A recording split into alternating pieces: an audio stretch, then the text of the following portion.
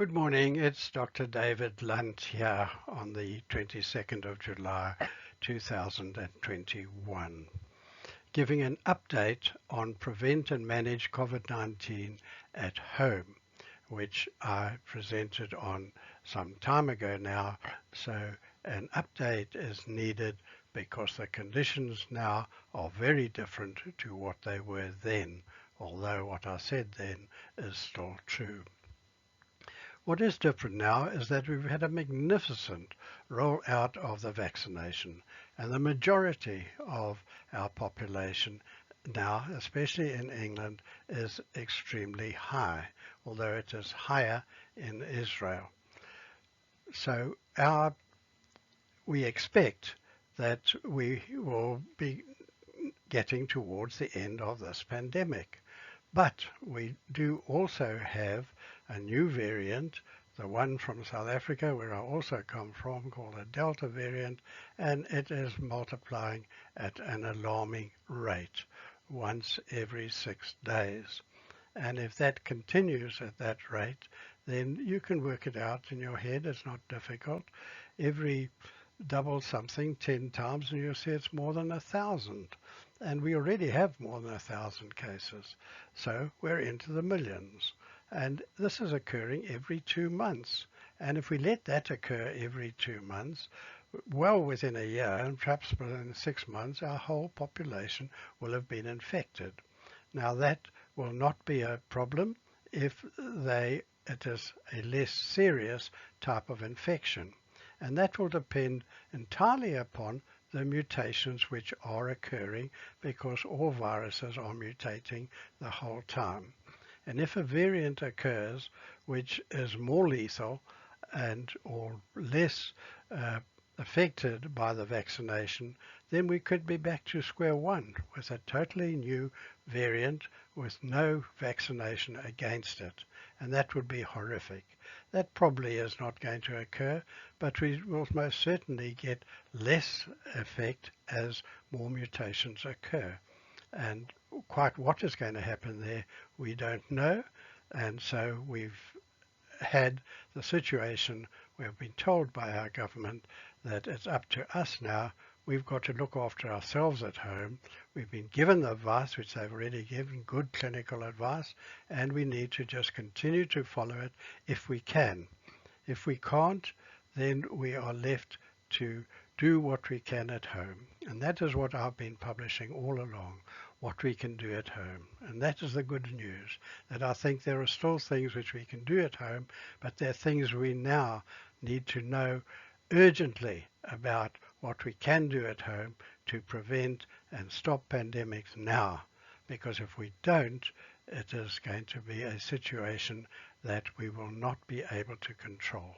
It's unfortunate, but it is the home. It's the people in the home which now have the responsibility for looking after their home and making sure that this pandemic does not spread into our home. Good luck to you. That's what we intend to help you with, and we hope that it will be a quick return to normality, but that unfortunately is not what we are actually expecting. Thank you.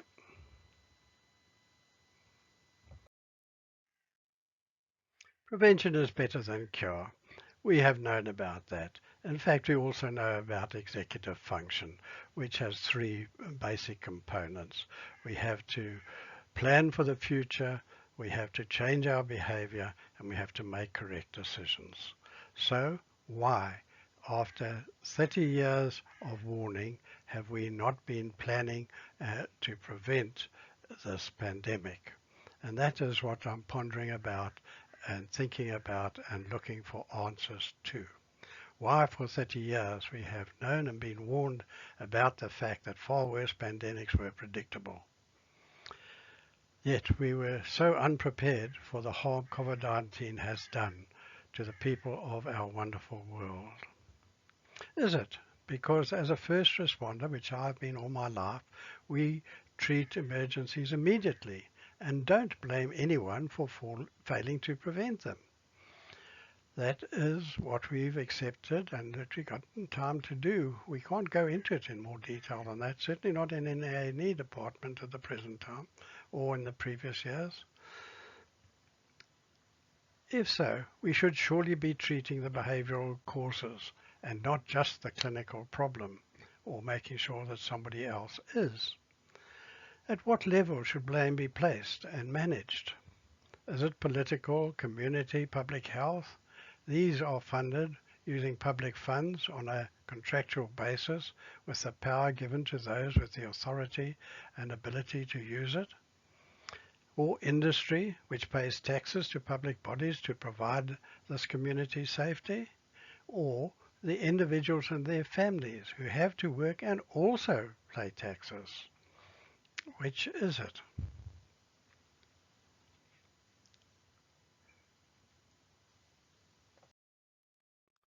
Starting with political, community and public health. These are funded using public funds on a contractual basis with power given to those with the authority to use it and make decisions. Failure to act on prevention.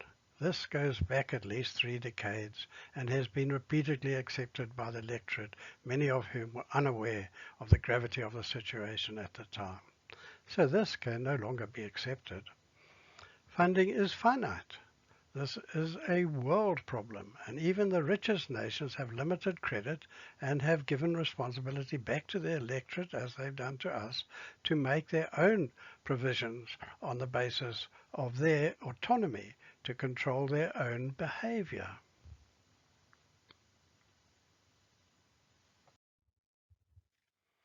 Industry pays taxes to public bodies to provide this community safety. This includes a broad definition, including financial, educational, leisure and housing, public or civil service.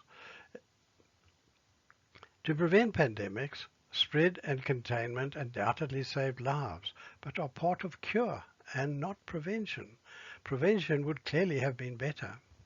Lockdowns were in effect relying on the care of individual homes.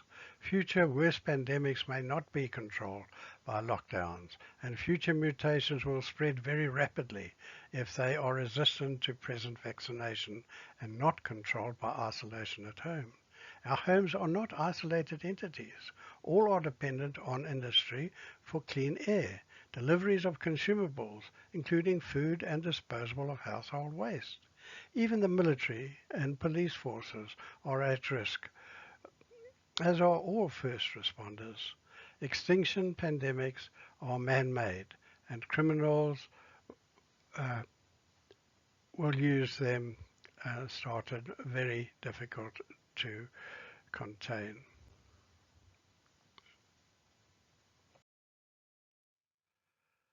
Thirdly, the individuals and their family. We have to work and pay taxes. Our world has a wonderful diversity of human cultures and behaviours, as have all life forms. Our wonderful diverse families are the caregivers of society, and we all want to look after our families to the best of our ability. Certain families are able to look after themselves better than others, but pandemics mean that we need to manage all causes in all families throughout the world, or worse pandemics will mutate. Infected individuals bring their infections home with them and are asymptomatic. The earlier their infection is diagnosed and treated at home, the less the spread and less complications will happen. Therefore, the home is where prevention will be successful, and education with motivation needs to be given continuously.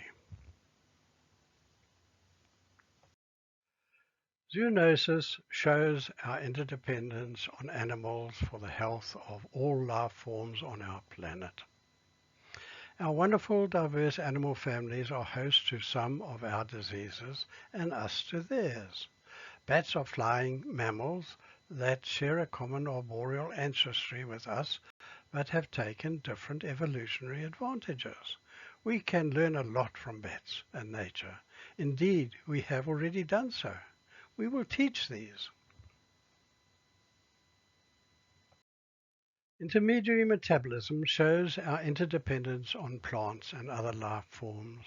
Global cooling, by treating the causes, not just the symptoms, is now needed for the health of all life forms on our very precious planet. Our wonderfully diverse life forms have been grotesquely abused by man's bad behaviour on our planet. As a direct result, the present COVID-19 pandemic is man-made. Criminals are well capable of fighting wars with biocrimes, which I presented on to the World Police Medical Officers Conference in Dunblane, Scotland decades ago. Our world needs peace and security, as well as health, to enjoy and fulfill our lives.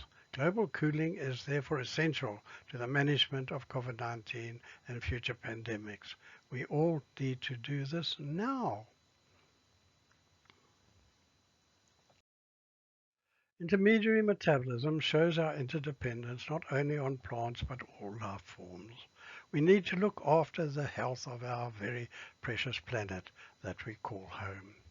We must all change our bad behaviours and learn what we need to do together. Please join us on our course where we will all learn how to achieve this. Please type the following link into your browser and join us on this rewarding aim to save lives and our planet. Prevent pandemics now.